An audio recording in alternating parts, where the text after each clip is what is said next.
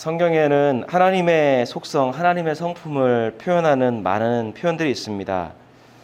성경을 보면 하나님을 체험했던 믿음의 사람들은 다양하게 하나님이 어떤 분인지 자신이 경험한 하나님을 고백합니다. 사랑의 하나님, 또 긍휼이 많으신 하나님, 자비의 하나님, 또 어떤 이들은 공의와 정의의 하나님으로 표현을 합니다. 그리고 하나님에 대한 그 많은 표현 중에 성경에서 또 많이 표현하고 있는 것 중에 하나가 뭐냐면 하나님은 선하시다라고 하는 표현입니다. 우리 시편 말씀 한번 같이 보겠는데요. 같이 읽겠습니다. 주님은 선하시며 그의 인자하심 영원하다. 그의 성실하심 대대에 미친다. 선하시다라는 것은 굿이라고 표현을 하고 있습니다. 또 다른 말씀에는요. 주님께 감사하여라. 그는 선하시며 그의 인자하심이 영원하다.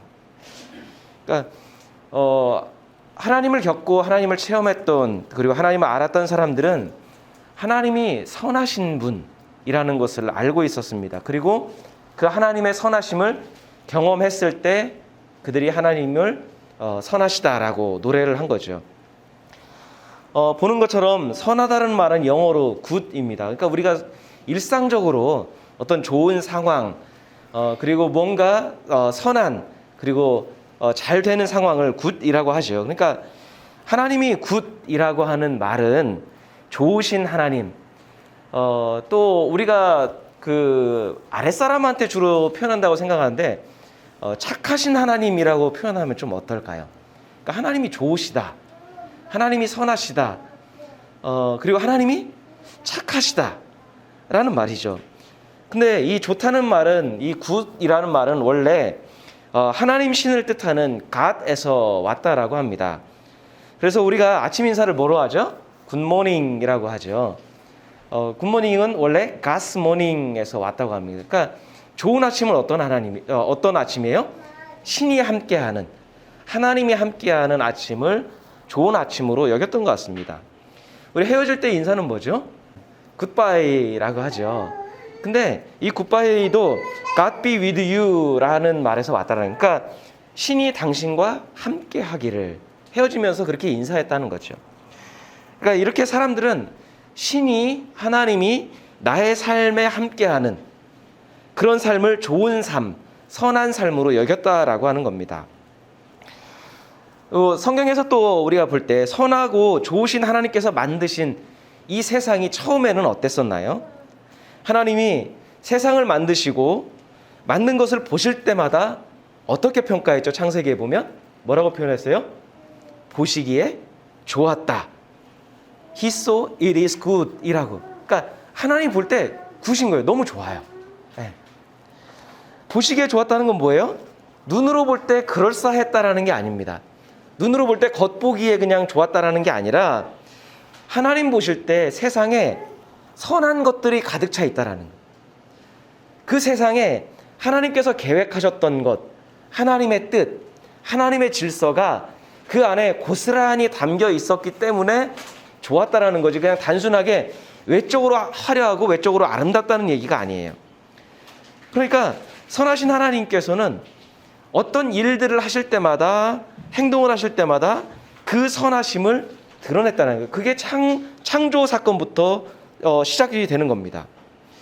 자, 앞서 읽은 성경 구절들에 하나님께서 선하시다라는 말과 함께 나오는 단어가 있었어요. 기억나시나요? 하나님이 인자하시다. 예. 주는 선하시고 그 인자하심이 영원하다. 주님은 선하시고 그 인자하심이 영원하다. 선하시다라는 말과 함께 같이 나오는 말이 뭐예요? 인자하시다. 그러니까 하나님의 사람들은 하나님의 선하심만 경험한 게 아니라 하나님의 선하심을 경험할 때 같이 경험한 게 뭐예요? 인자하심. 아, 하나님이 인자하시구나.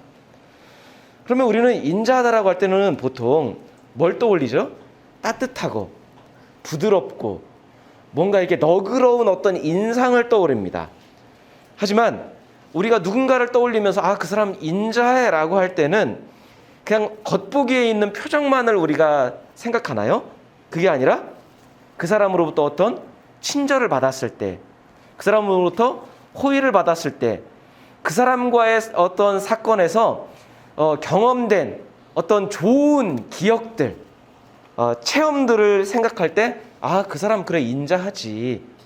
말뿐만 아니라 행동뿐만 아니라 나에 대한 태도, 그의 삶을 보면 인자하지라고 표현하는 거예요. 그러니까 그것도 한두 번이 아니라 지속적인 어떤 호의를 받고 친절을 받았을 때 그 사람을 생각하면 인자하다라는 단어가 떠오르는 겁니다. 그러니까 마찬가지죠. 하나님의 사람들이 시편에서, 그리고 선지자들이 하나님은 선하셔, 하나님이 인자하셔라고 생각하는 건 뭐예요?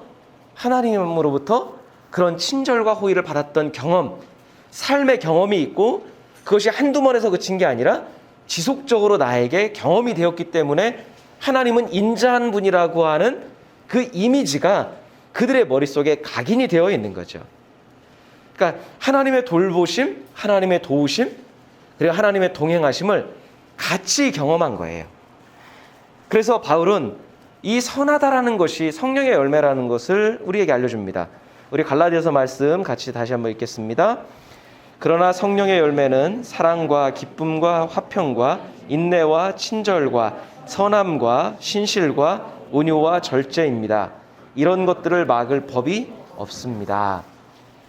자, 선함이라고 하는 게 성령의 열매라는 거예요. 제가 몇 번 이렇게 나누었듯이 성령의 열매 중에 어떤 영적으로 신비한 것들이 있는 게 아니라 세상을 아름답게 하고 관계를 아름답게 가꿀 수 있는 하나님께서 만드신 그 창조의 질서, 우리의 원초적인 좋은 모습으로 돌아가는데 도움이 되는 것들이 성령의 열매인 것들을 우리가 알 수 있습니다.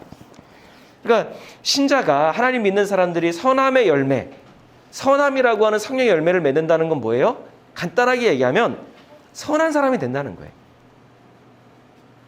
착한 사람이 된다는 겁니다. 나의 믿음만큼, 하나님을 향한 믿음만큼 삶에서는 어떤 게 나타나는 거예요? 믿음이 나타나는 게 아니라 선함과 착함이 나타나는 거예요. 여러분, 세상 사람들은 믿음이 뭔지 몰라요. 그리고 믿는 사람들에게도 여러분 믿음이 뭡니까? 라고 하면 믿음에 대해서 정확하게 자신 있게 답하는 그리스도인들도 많지 않습니다. 왜요? 우리는 믿음이라고 하면 뭔가 추상적인 어떤 것을 생각을 해요. 하나님을 향해서 내가 뭔가 하는 어떤 영적인 작업이나 신비한 어떤 것들을 우리는 믿음이라고 생각하는데, 그래서 믿음이 어렵죠. 근데 간단하게 얘기하면 믿음이 좋으면 그것이 선함으로 나타난다는 거예요. 그 사람의 선한 모습, 태도, 말, 행동이 그의 삶 속에서 드러나는 거예요.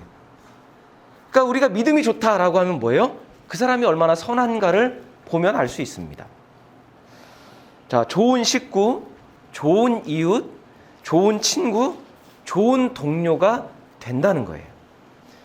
여러분, 성령을 따라 사는 신자는 반드시 신자들에게 좋은 사람, 좋은 착한 사람이라고 평가를 받게 되는 거예요. 왜요?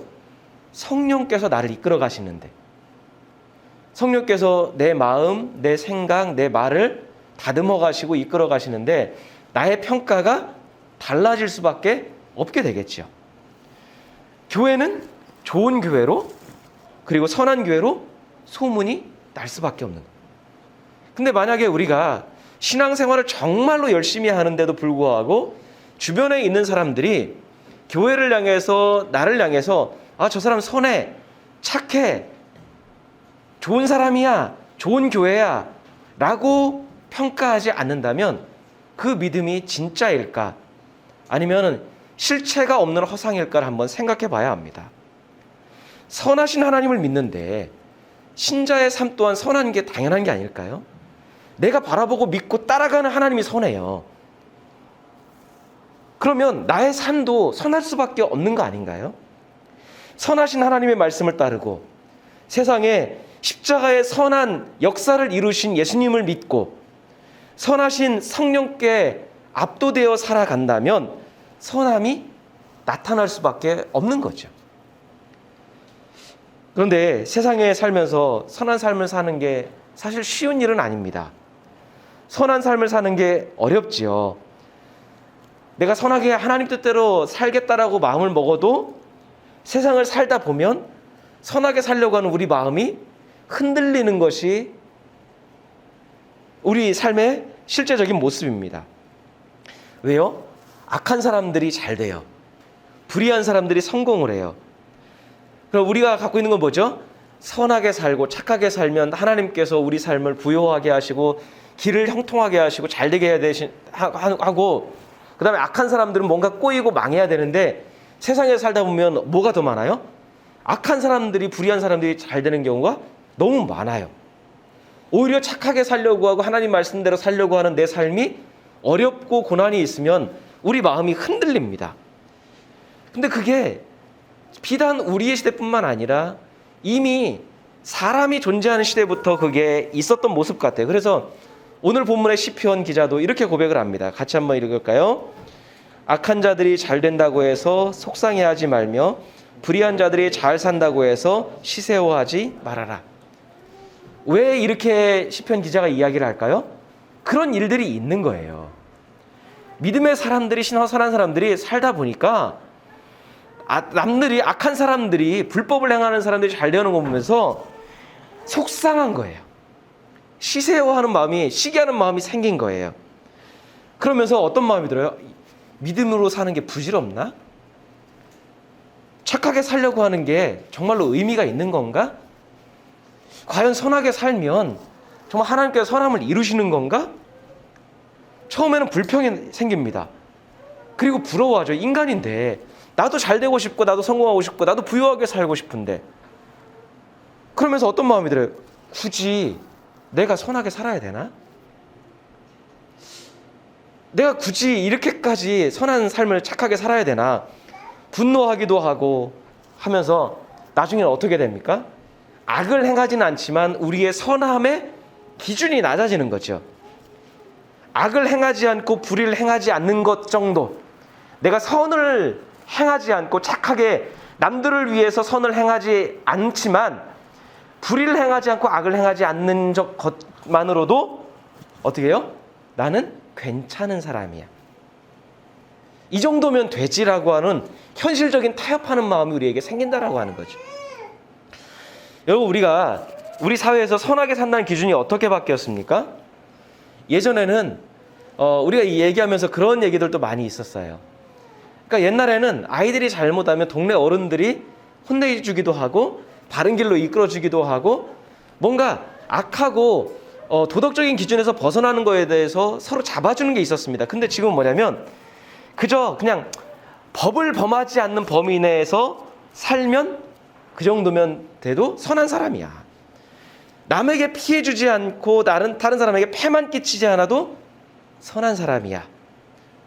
게다가 거기에다가 적당한 구제도 하고 남을 적당하게 돕는 사람은 어떻게 해요? 영웅시되는 사회를 우리가 살고 있다는 거죠.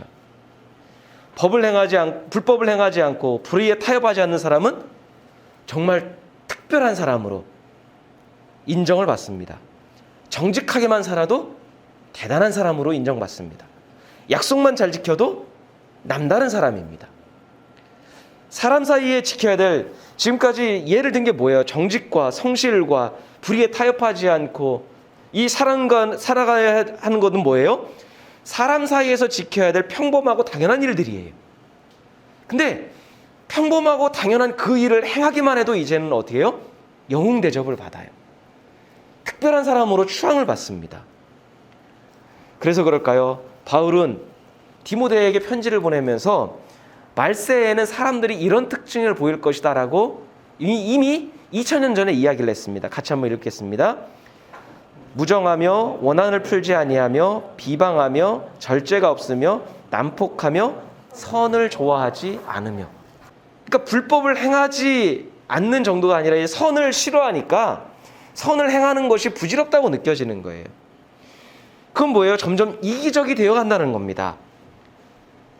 이기적인 환경 속에서 내 거, 나만 편하고 나만 좋으면 그만인 거예요. 그런 환경에서 자란 아이들은 어떻게 될까요? 다른 사람들을 전혀 배려하지 않겠죠. 네 거 잘 지키면 돼. 남들에게 피해만 안 줘도 돼. 그 정도. 주변 사람들이 굶어도 내가 피해를 준 게 아니라면 긍휼한 마음을 쓰기는커녕 점점 신경도 쓰지 않게 될 거예요. 그 징조 중에 하나가 뭘까요? 예전에 제가 돌아보면 80년대, 90년도에는 뉴스에서 살인사건 하나만 나도 모든 사람들이 속상해하고 말세라고 이야기를 했습니다. 근데 이제는 한두 명 죽인 사건을 가지고는 사람들이 감각이 없어요. 연쇄살인 정도 돼야 좀 마음이 움직여요. 아, 어떻게 저럴 수 있어? 라고. 그렇게 이야기를 해요. 그냥 무덤덤해집니다, 우리가. 무감각해집니다. 심지어 옆에서 누가 폭행을 당해도, 사고로 죽어가고 있어도 나에게 피해가 된다면 외면하는 시대가 되었습니다. 그래서 남들이 나서지 않는 어떤 위험한 일에 개입을 하고 그들을 돕고 그들에게 어떤 도움을 주는 사람을 우리는 영웅처럼 뉴스에서 떠들고 그렇게 살아갑니다. 하나의 예를 들어볼까요? 누가복음 10장에 보면 우리가 잘 알고 있는 사건이 하나 나오죠. 예수님께서 말씀하신 사건이 나오는데 뭐예요? 자비를 베푼 사마리아 사람의 이야기가 나옵니다. 한 사람이 강도를 만났죠. 강도를 만나서 거의 죽어가게 됐습니다. 근데 죽기 직전에 마침 누가 지나가요? 제사장이 그곳을 지나갑니다. 그럼 우리는 제사장이라고 하면 하나님의 사람이니까 그를 도울 거라고 기대를 하는데 어떻게 해요? 강도 만난 사람을 보고 제사장은 피해서 지나갑니다. 그 다음에 레위인이 지나갑니다. 성전에서 일하고 있는 레위인이 지나가는데 죽어가는 그 사람을 보고 레위인도 어떻게 해요? 그도 피해서 지나갑니다. 성경에 뭐라고 기록되어 있냐면 레위인과 제사장의 행동을 피하여 지나갔다라고 표현합니다. 피하여 지나갔다는 건 뭐예요? 왜 피했는지는 모르겠지만 그를 도울 마음이 없이 적극적으로 피했다는 걸, 그 자리를 적극적으로 떠났다는 것을 표현하는 거예요. 피해서 지나갔다. 그냥 외면한 게 아니라 도망치듯 그 자리를 떠난 거예요. 반면에 여행을 하고 있던 사마리아 사람이 그곳을 지나가다가 죽어가는 그 사람이 자신들을 조롱하고 그리고 자신들을 천대하는 유대인인 것을 봤지만 그를 보고 구해줍니다. 치료해 주었을 뿐만 아니라 여관 주인에게 그 사람을 잘 돌보아 달라고 부탁하면서 나머지 비용도 책임지겠다고 이야기를 합니다. 근데 이 비유는 누구한테 한 거냐면 예수께서 율법학자가 예수님께 와서 선생님 어떻게 하면 영생을 받을 수 있을까요? 라고 하는 질문에 예수님께서 처음에는 어떻게 대답해요? 야, 네가 알고 있고 네가 가르치고 있는 그 율법 그것을 행하면 영생을 얻을 수 있어 라고 해요. 근데 그 율법의 내용이 뭐예요? 하나님을 사랑하고 내 이웃을 내 몸같이 사랑하라. 율법학자는 이미 알고 있었고요. 그것을 사람들에게 수십 번 수백 번 가르쳤을 거예요. 야, 율법이 뭔지 알아? 율법은 첫째는 하나님을 사랑하는 거야. 그리고 하나님을 사랑하는 것처럼 내 이웃을 내 몸처럼 사랑하는 거야. 수십 번 수백 번을 가르쳤을 거예요. 그러면 너 알고 있는 거 행하면 돼. 사람들한테 네가 가르치는 거 그거 행하면 돼 라고 하는데 율법학자는 뭐라고 이야기합니까? 그럼 이웃이 누구죠? 율법학자가 이웃이 누군지 모를까요? 애들한테 물어봐도 이웃이 누구야? 옆에 있는 사람이요 라고 당연하게 이해할 거예요. 내 주변에 있는 사람이라고 얘기할 거예요. 율법학자가 이웃이 뭐냐고 물어보는 마음은 뭐예요? 이웃으로 인정하고 싶지 않은 거예요. 이웃의 범위를 최소한으로 작게 하고 싶은 거예요. 그것을 넓혀서 이웃의 범위를 넓히고 싶지 않은 거예요. 그러니까 그는 선이 무엇인지는 알지만 선이 무엇인지는 가르치는 사람이었지만 선을 행하는 데는 관심이 없었던 사람이에요. 그러니까 예수께서 이 비유의 말씀을 하신 거예요. 야, 말로 해서는 못 알아들은 거예요. 그리고 나서 이 비유 끝에 사마리아 사람의 이 비유 끝에 예수께서 뭐라고 말씀하시죠? 너도 가서 이와 같이 하라. 너도 이 사마리아 사람처럼 하면 돼. 이웃의 범위를 제한하지 말고 어려움을 당하는 사람이 있어? 곤란한 사람이 있어? 나의 도움 필요한 사람이 눈에 보여? 그러면 그 사람한테 가서 그냥 하면 돼 라고 하는 거예요. 그러니까 예수님은 영생에 대한 소망이 있다면 하나님 사랑하는 그 마음으로 이웃에게 그냥 자비를 베풀고 도움을 주고 선을 행하는 삶을 살면 돼. 그냥 살아가면 돼. 이웃을 위해 뭐라도 하면 되라고 얘기하시는 거예요. 근데 요새 우리가 여기서 하나 살펴봐야 될 것은 이 이야기를 우리는 이 비유의 제목을 뭐라고 붙였죠? 선한 사마리아 사람의 비유라고 우리는 제목을 붙였습니다. 그래서 이 사람이 뭔가 특별한 사람인 것처럼 우리는 이야기를 합니다. 그 사람이 대단한 선을 행하고 특별한 일을 행한 것처럼 우리는 회자를 합니다. 그런데 이 선한 사마리아 사람의 비유라고 예수께서는 이 사람이 선한 사마리아 사람이야 라고 말씀하신 적이 없어요.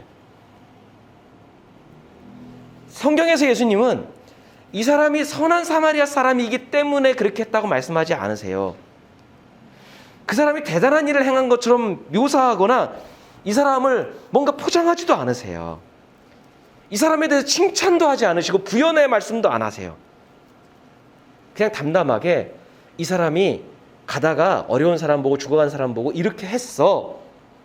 그리고 나서 들었으니까 너도 가서 이처럼 하면 돼 라고 하는 거예요. 너무 담담하게 일상적인 사건을 이야기하듯이 말씀하시는 거예요. 여러분, 이거는 굉장히 중요한 신앙의 포인트 같아요. 예수님은 담담하게 말씀하셨고 예수님은 당연한 이야기를 하듯이 그냥 담담하게 말씀하셨는데 우리는 여기에다가 굳이 선한 사마리아 사람이라는 선한이라고 하는 제목을 붙이고 싶어 하는 거예요. 여러분, 이 사건을 통해서 우리는 두 가지를 생각할 수 있습니다. 하나는 예수께서 어떤 부연과 칭찬도 없으셨던 것은 사마리아 사람이 행한 그 일은 실상은 우리가 생각하는 것처럼 대단한 일이 아닐 수 있다는 거예요. 그 일은 인간이라면 인간된 도리로서 마땅히 행해야 할 일이지 영웅시하고 특별하게 생각해야 될 사건이 아니어야 된다는 거예요. 죽어가는 사람을 살리는 것이 세상에서 가장 중요한 생명을 살리는데 물질을 쓰는 것이 대단한 일처럼 생각돼서는 안 된다라고 말씀하십니다. 만약 이 일이 영웅시되고 특별한 사건처럼 여겨지고 여기에다가 선한 사마리아 사람이라고 하는 제목을 붙일 만큼 뭔가 이게 특별한 사건이 된다면 이미 그 사회는 잘못되고 있다는 거예요. 죽어가는 사람을 놓고 생명이냐 돈이냐 선택의 고민을 한다면 그 사람은 이미 선에서 멀어진 사람이라는 거죠. 예수께서 이렇게 말씀하시는 게 아닐까요? 그래, 너희가 볼 때는 이 사건이 이 사람이 선한 일이 될 수 있겠지만 이것이 영웅시되고 일상적인 도리로 받아들여지지 않는다면 그것이 정말로 좋은 사회일까? 그렇게 생각한다면 너희의 믿음은 정말 좋은 믿음일까? 말씀하시는 것 같아요. 그 사건이 일상적인 사건으로 받아들여지는 곳, 그렇게 이루어가는 것이 하나님 나라라고 말씀하시는 것 같아요. 다른 면에서 보면 제사장과 레위인은 사마리아 사람과 예수께서 비교하고 계시는 거죠. 제사장과 레위인은 하나님을 믿는 사람들, 앞에 두고 있는 율법학자를 가리키는 거예요. 믿음이 대단해 보이고 하나님을 위해서 무엇이든 다 할 수 있는 사람인 것처럼 보입니다. 반면에 사마리아 사람은 누구예요? 대수롭지 않은, 믿음도 없는 불신자들을 가리키는 것 같아요. 그런데 그렇게 믿음이 대단해 보이는 사람들은 마땅히 행해야 될 선을 행하지 않아요. 선에 대해서는 잘 알아요. 선에 대해서는 갑론을박 모든 것을 다 할 것처럼 모든 어떤 이론을 다 총동원해서 말은 잘해요. 이론에는 밝은데 실상 행하지는 않는 거예요. 반면에 사마리아 사람은 믿음이 없어 보입니다. 선이 무엇인지 알지 못하는 것 같아요. 선에 대한 착하게 사는 게 좋은 사람이 된다는 게 무엇인지 우리보다 모르는 것 같은데 오히려 그는 모름에도 불구하고 행한다는 거예요. 그럼 예수께서 우리에게 말씀하신 건 뭘까요? 그 믿음이 좋다는 게 과연 이론으로 되는 것일까? 믿음이 많이 알고 있고 많은 예배를 통해서 제사장과 레위인이면 얼마나 많은 예배를 드렸을까요? 그러니까 그 공동체 안에 있을 때는 이 사람이 좋아 보여요. 선해 보이고 믿음이 좋아 보입니다. 근데 실상 예수께서 평가하시는 건 뭐예요? 그 믿음에 실체가 없는 거예요. 하지만 성전 안에 들어올 수조차 없었던 사마리아 사람, 그 사람은 믿음이 없는 것처럼 보입니다. 믿음에 무엇인지도 알지 못하는 것처럼 보여요. 근데 그는 알지 못함에도 불구하고 이론에는 약했는데 실상 그는 선한 삶을 살고 있다는 거예요. 예수께서는 이 두 비교를 통해 뭐예요?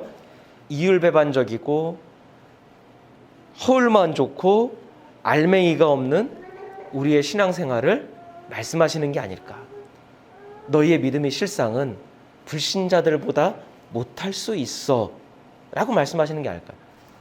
정말로 그 믿음의 실체가 되려면 너도 가서 이와 같이 하라 라고 말씀.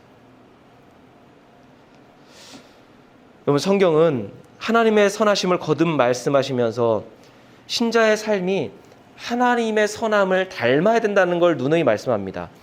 예수께서도 자신에 대해서 이렇게 말씀하셨어요. 우리 말씀 읽겠습니다.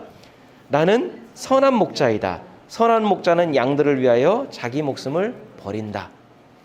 예수님이 선한 목자라는 걸 어떻게 알아요? 자기 목숨을 버리신 십자가의 실제적인 행동과 희생이 있었기 때문에 선한 목자인 것이지, 예수님이 나는 선해, 나 선한 목자야, 그러니까 너희들 그렇게 알고 있어, 이게 아니라는 거예요. 예수님은 예수님의 선함을 드러내셨어요. 보여주셨어요. 십자가를 통해 선함, 나의 선함은 이거야 라고 말씀하신 거예요.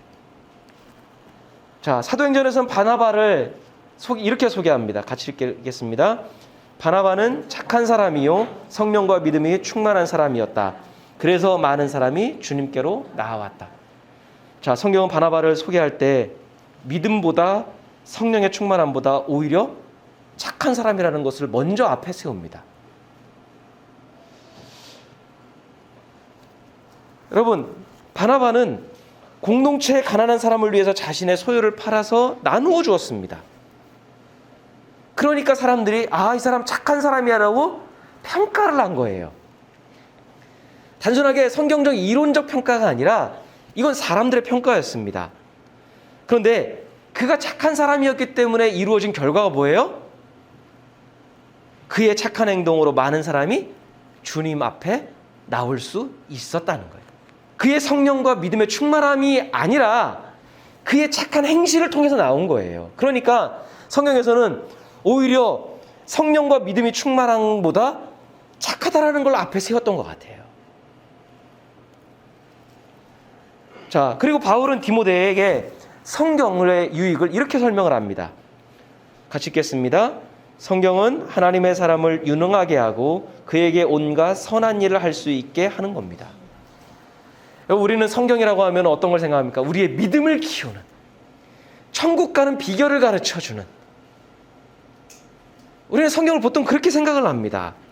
근데 바울은 디모데에게 이 이야기할 때 성경은 그런 게 아니야, 개인적인 수양을 위한 게 아니야 라고 가르쳐주는 거예요. 뭐라고 가르칩니까?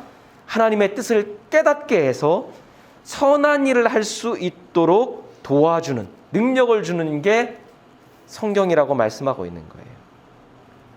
그래서 그럴까요? 성경은 바른 일과 착한 일을 하지 않는 사람을 어리석은 사람이라고 이야기하고, 어리석은 사람이 착한 일을 하지 않는 이유는 그가 하나님을 믿지 않기 때문이라고 이야기합니다. 우리 시편 53편 말씀입니다. 어리석은 사람은 마음속으로 하나님이 없다 하는구나. 그들은 한결같이 썩어서 더러우니 바른 일 하는 사람 아무도 없구나. 하나님께서는 하늘에서 사람을 굽어보시고 지혜로운 사람이 있는지 하나님을 찾는 사람이 있는지를 살펴보신다. 너희 모두는 다른 길로 빗나가서 하나같이 썩었으니 착한 일 하는 사람이 하나도 없구나. 우리는 믿음과 착한 삶을 별개로 생각할 때가 있습니다. 그래서 그럴까요? 믿음과 행위에 대해서 우리는 자꾸 구분 지으려고 하는 경향이 있어요. 근데 성경은 믿음과 선한 행위를 구분 짓지 않아요. 믿음이 있으면 선한 삶을 살 수밖에 없다고 가르치는 거예요. 좋은 믿음은 착하게 사는 것으로 입증이 됩니다. 자, 성경이 뭐라고 해요? 지혜로운 사람은 하나님이 계신다는 것을 믿는 사람이고 하나님을 믿기 때문에 착하게 살 수밖에 없다고 해요. 하나님이 계시기 때문에. 왜 그리스도인들 중에 믿음은 대단해 보이는데 착하게 사는 것은 무관심한 사람이 많을까요? 시편의 말씀을 따른다면 하나님의 존재를 믿지 않는 거예요. 믿는 것처럼 자신은 여기는데 하나님이 나와 동행하시고 하나님이 이 세상을 다스리신다는 것을 믿는다면 그 하나님을 의식해서라도 우리는 선하게 살 수밖에 없다는 거예요. 그러니까 아이러니한 거죠. 하나님을 믿는다고 여기면서 하나님을 추구하면서 실상 속으로는 삶에서는 하나님이 없는 것처럼 사는 거예요. 또한 성경은 하나님께서 우리를 지으신 하나님의 의도를 이렇게 가르쳐 줍니다. 같이 한번 읽겠습니다. 우리는 하나님의 작품입니다. 선한 일을 하게 하시려고 하나님께서 그리스도 예수 안에서 우리를 만드셨습니다. 하나님께서 이렇게 미리 준비하신 것은 우리가 선한 일을 하며 살아가게 하시려는 것입니다. 성경은 분명히 우리에게 가르쳐줘요. 하나님 우리를 만드신 이유가 있다, 목적이 있다.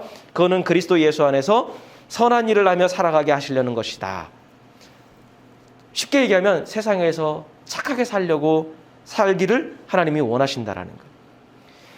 이렇듯 성경에서 우리에게 요구하는 선함은 남에게 단순하게 피해를 주지 않고 내 것 지키는 게 아니라 다른 사람 번거롭지 않게 하는 그 정도 수준이 아니라 악인들보다 불법을 행하는 사람들보다 조금 더 착하게 사는 게 아니라 하나님의 사람들이 맺어야 될 선함의 열매는 삶에서 매일 구체적으로 구제하고 베풀고 나누고 돕고 곤란한 사람들이 있으면 위로하는 우리의 말과 행실에서 나타난다는 거예요. 그래서 시편 오늘 시편의 시인도 이렇게 권면을 합니다. 같이 읽겠습니다. 주님만 의지하고 선을 행하여라. 이 땅에서 사는 동안 성실히 살아라. 내 갈 길을 주님께 맡기고 주님만 의지하여라. 주님께서 이루어 주실 것이다. 너의 의를 빛과 같이 너의 공의를 한낮의 햇살처럼 빛나게 하실 것이다. 1절에서 뭐라고 했습니까? 불의를 행하는 사람 때문에 악한 사람 때문에 원망하거나 시기하거나 하지 말아라. 그냥 너희는 너희가 할 게 있다라고 가르쳐주는 거예요. 그러니까 성경에서 우리에게 가르쳐주는 것은 개인의 양심을 지키는 것을 넘어서서 선한 삶을 살아야 된다는 거예요. 남에게 피해를 주지 않거나 자신의 소유와 자신의 어떤 재산을 자신을 지키는 소극적인 모습이 아니라 다른 일을 향해서 손을 펴서 돕고 베풀고 나누는 섬기는 친절을 베푸는 적극적인 행위와 삶이 성경이 우리에게 가르쳐주는 선한 삶인 겁니다. 하나님을 믿는다면 선을 행하고 하나님을 믿는다면 착하게 살 수밖에 없다는 거예요. 악과 불의에 타협하지 않는 것에서 만족하지 않고 적극적으로 구제와 희생을 통해 선한 것을 우리의 믿음을 선한 삶을 통해 표현한다라는 거예요. 착한 삶을 통해 하나님의 사랑과 자비와 공의와 친절이 이론이 아니라 삶에서 행하는 구체적인 행동인 것을 표현하면서 살아간다는 거죠. 여러분, 신자들은 결코 이기적으로 살 수 없습니다. 말씀을 따라 살고 성령의 인도하심을 받는 사람은 이기적인 삶이 아니라 자연적으로 타인지향적인 삶을 살 수밖에 없어요. 왜요? 우리 안에 계신, 우리를 이끌어 가시는, 우리에게 가르쳐 주시는 하나님께서, 성령께서, 성경이 우리에게 그렇게 가르쳐주고 있기 때문이에요. 다른 일을 섬기고 다른 사람을 위해서 희생하고 다른 사람들을 위해 반드시 착한 삶을 살 수밖에 없습니다. 왜요? 착하신 하나님께서, 선하신 하나님께서 우리의 삶을 끌어가시는데 어떻게 그렇게 살지 않을 수 있을까요? 오히려 그게 더 불가능할 겁니다. 그러니까 신자가 믿음은 추구하면서 선한 삶을 살지 않는 것은 둘 중에 하나인 겁니다. 실상은 그가 열정은 있는 것처럼 보이지만 믿음은 없는 거예요. 하나님에 대한, 하나님을 향한 믿음은 없는 거예요. 나의 확신, 나의 소망이 열정으로 믿음으로 표현된 것처럼 보이지만 실상은 믿음은 없는 거예요. 아니면 하나님의 말씀을 들으면서도 애써서 하나님을 무시하는 거예요. 아이들이 가끔 그럴 때가 있죠. 들리는데도 불구하고 자기 일에 집중하고 대답하지 않는 건 뭐예요? 들렸지만 무시하는 것처럼 우리도 하나님 말씀이 들리고 하나님 뜻이 무엇인지 알지만 당장에 내가 불편하고 손해가 될 것 같기 때문에 하나님을 무시하는 둘 중 하나일 겁니다. 착하게 사는 그리스도인들을 통해 하나님이 얼마나 선하시고 좋은 분인지가 드러날 수 있습니다. 믿음이 아니라 착한 삶을 통해 믿음이 어떤 건지 드러납니다. 그러니 믿음을 생각하는 만큼 착한 행실을 우리의 삶에 맺기 위해서 노력해야 됩니다. 하나님께 기도하고 성령님의 도우심을 구하면 하나님께서 선한 삶이 무엇인지 구체적으로 가르쳐 주시고 도와주시고 때로는 우리의 결심이 약해질 때마다 우리를 인도해 주실 겁니다. 성령님의 도우심이 있어 하나님께서 원하시는 착한 열매를 삶 속에서 맺어가고 성령의 열매를 통해 우리의 삶을 하나님 나라로 가꾸어 가는 우리 모두가 될 수 있기를 간절히 소원합니다. 우리 함께 같이 기도하겠습니다.